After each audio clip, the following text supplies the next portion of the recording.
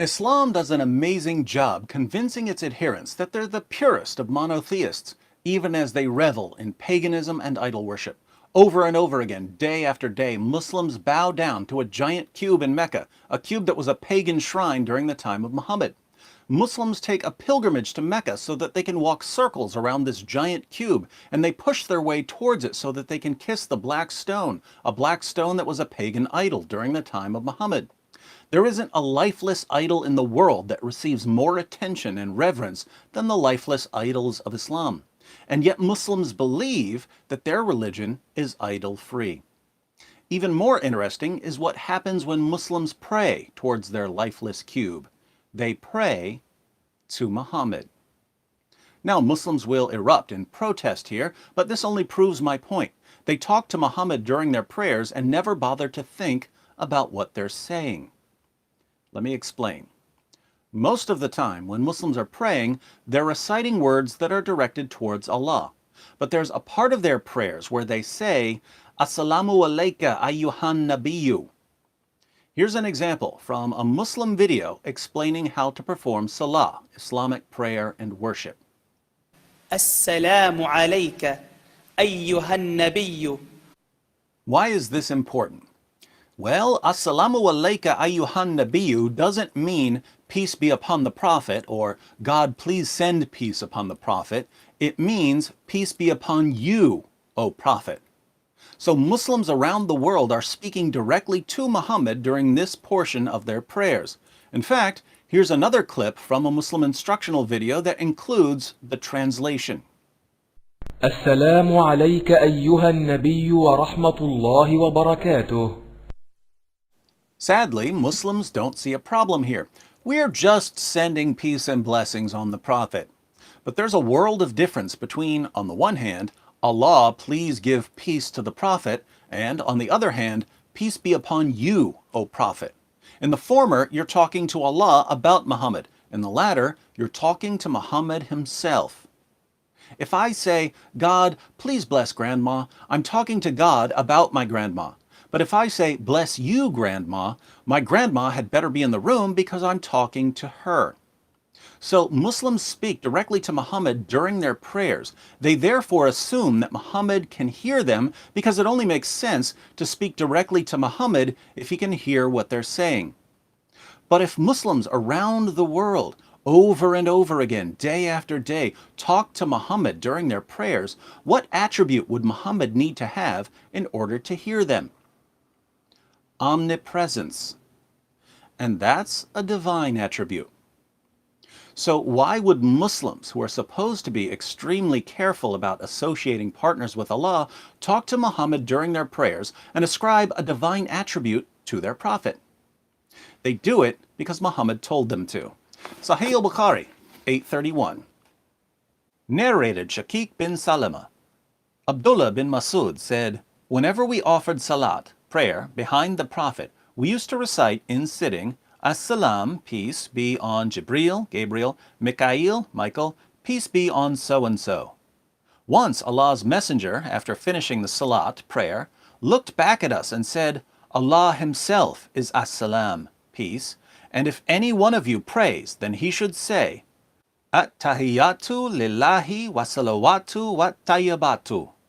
As-salamu alayka, ayyuhan nabiyyu wa rahmatullahi wa barakatuhu.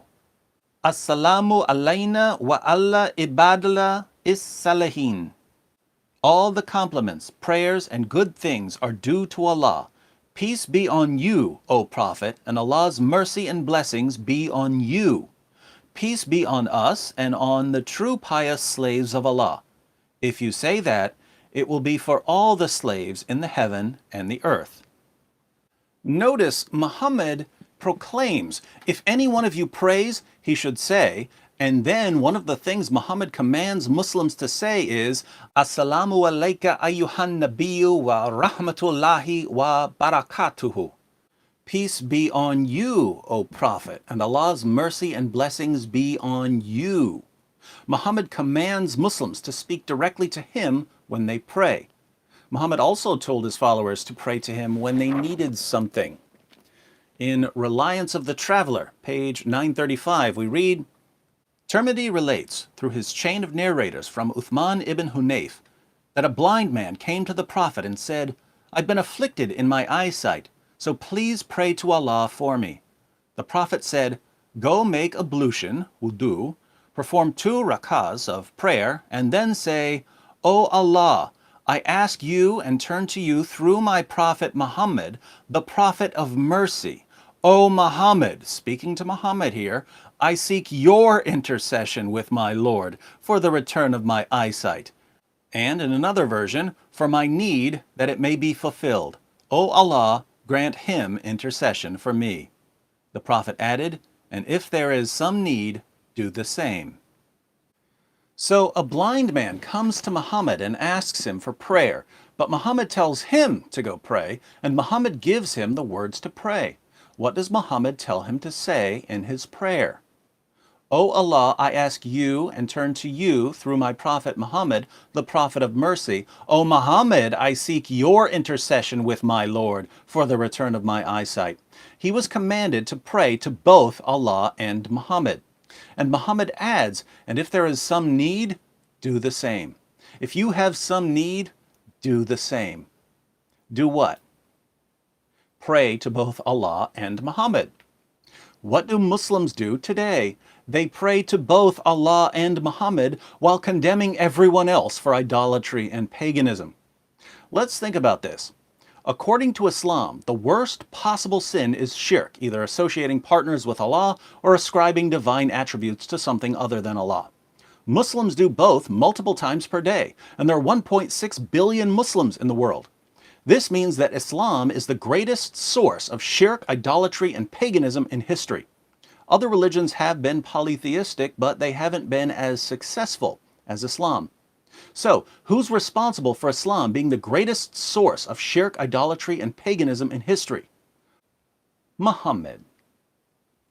He's the one who told his followers to pray facing a pagan shrine, and to kiss a pagan idol, and to talk to him again and again during their daily prayers, and to ascribe to him the divine attribute of omnipresence. But this means that Muhammad is responsible for more shirk than any other man in history. Now, according to Islam, not according to Judaism or Christianity, according to Islam, what should be the punishment for history's greatest proponent of shirk and idolatry?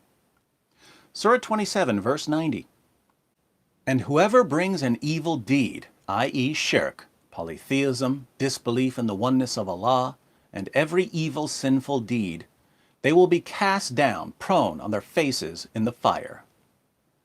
And it will be said to them, 'Are you being recompensed for anything except what you used to do?'" As a general rule, if your prophet, according to your own book, is face down in hell, probably time for a new prophet.